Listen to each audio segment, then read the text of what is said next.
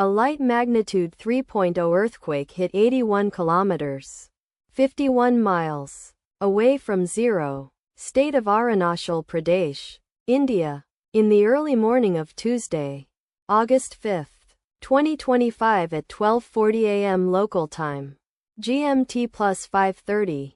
The quake had a very shallow depth of 5 kilometers, 3.1 miles, and was not felt, or at least not reported so. First to report, EMSC after 11 minutes.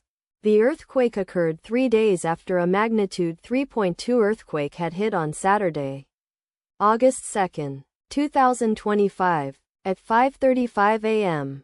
GMT plus 5:30 local time, in 66 kilometers, 41 miles, distance to the southeast. Data source from Volcano Discovery. Did you feel it? Let us pray. May the earthquake that occurred not affect our brothers and sisters there. May the earthquake not happen again. And may God protect everyone. Amen.